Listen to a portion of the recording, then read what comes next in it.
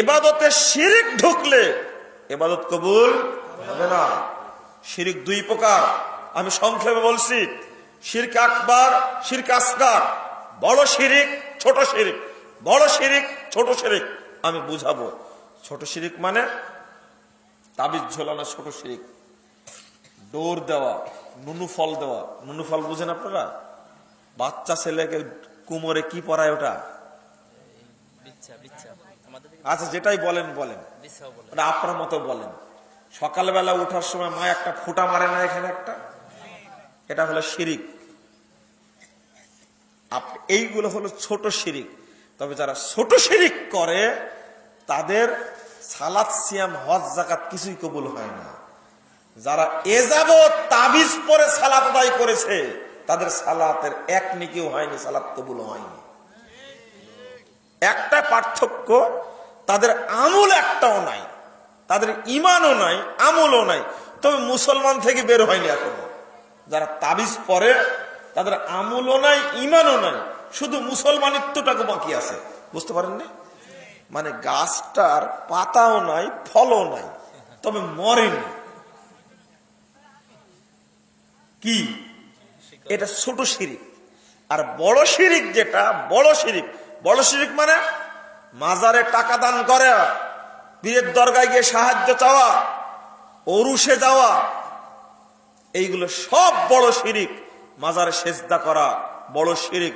বাবাকে উপলক্ষ করে দান করা বড় শিরিক।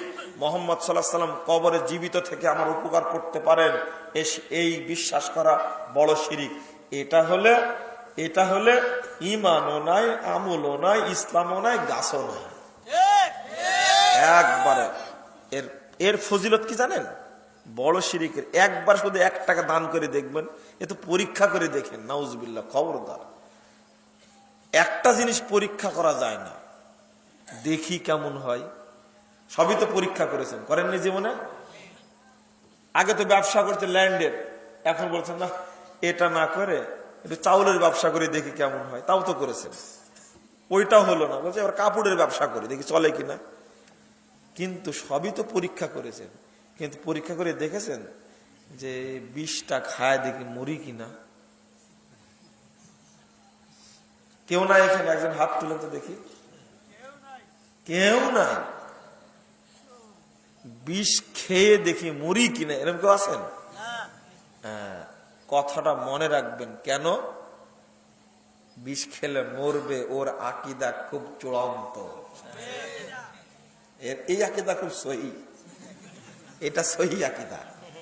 এই আকীদা খুব শক্ত, বিষ খেলেই মানুষ মারা যাবে, অথচ বিষ খাওয়ার পরে নাও মরতে পারে।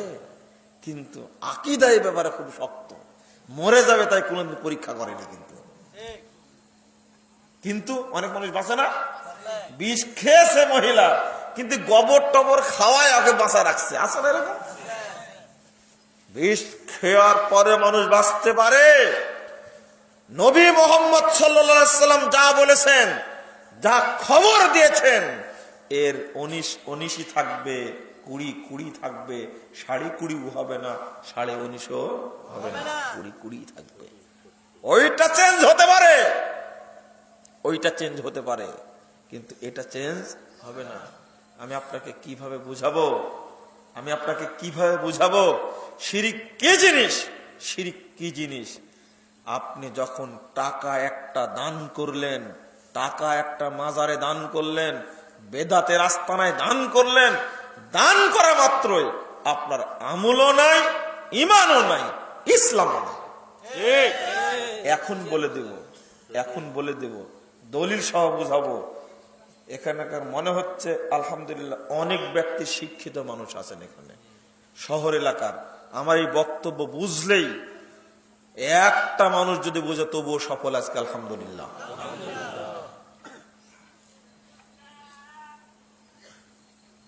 পেশাব করেছেন ওযু করার পরে, ওযু আছে? ঠিক তো? একটুকু নাই? একটু ভেবে দেখেন, ভেবে উত্তর দেন। কিন্তু রোজা রেখেছিলেন, দুপুরবেলা স্ত্রী সহবাস করেছেন, আছে? কেন অর্ধেকটা থাকার কথা নাই? এ মর্মে আপনার কোনো সন্দেহ আছে? কোনো সন্দেহ নাই। কি কথা বলেন আপনি? আবার বলেন, ভালো করে বুঝায় বলেন। কিন্তু পেশাব করেছেন, অজু আছে? অজু করার পরে পেশাব করলে অজু থাকে না, এ মর্মে যেমন আপনার কোনো সন্দেহ নেই। সিয়াম রেখেছিলেন, স্ত্রী সহবাস করেছেন, সিয়াম রেখেছিলেন, দুপুরবেলা স্ত্রী সহবাস করে ফেললেন, সিয়াম নেই, এ মর্মে যেমন কোনো সন্দেহ নেই। শিরিক করলেন তো ঈমানও নেই, আমলও নেই। এইরকম বিশ্বাস করতে হবে। বিশ্বাসটাকে বুঝাতে পারলাম?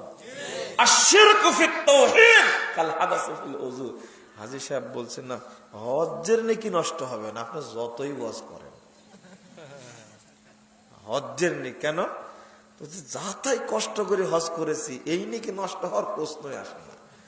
আমি বললাম যে হ্যাঁ, আপনার বিশ্বাস তো ওই লোকের মতোই 10 বছর যাবত রুই মাছ চাষ করছে, এক একটার ওজন হয়েছে 15-16 কেজি। বিষ যতই দিক না কেন, এই মাছ মরবে না? কি মরবে না? এই পুকুরে 10 বছর যাবত মাছ চাষ করেছে, বিষ দিলে মাছ মরবে, পানি নষ্ট হবে না? হ্যাঁ, মাছও মরবে, পানিও নষ্ট হবে। ঠিক শিরিকের ঘটনাটা এইরকমই। শিরিকের ঘটনাটা এরকমই। আপনাকে কিভাবে বুঝাবো, বুঝাতেই পারছি না। 4 নম্বর খন্ডের 156 পৃষ্ঠা মুস্তাদে আহমদ, আল্লাহ নবী মুহাম্মদ সাল্লাল্লাহু আলাইহি ওয়াসাল্লামের কাছে 10 জনের একটি জামাত এসেছে ইসলাম গ্রহণ করার জন্য। 9 জনকে কালেমা শাহাদাত পড়া দিলেন, একজন বাদ রাখলেন। সাহাবীরা প্রশ্ন করলেন, কি ব্যাপার? আমরা তো আসলাম 10 জন, একজনকে বাদ দিলেন কেন? কিভাবে গ্রামে ফিরে যাব এ লোককে নিয়ে?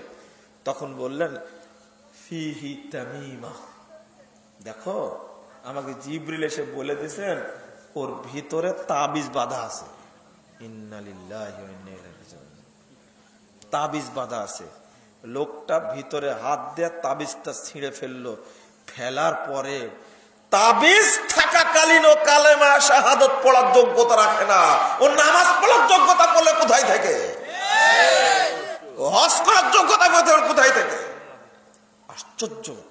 তাবিজ যখন খুলে ফেললো, তখন আল্লাহ নবী তাকে কালেমা শাহাদাত পড়িয়ে দিলেন। আমি কি বুঝাতে পেরেছি তাবিজ কত খারাপ?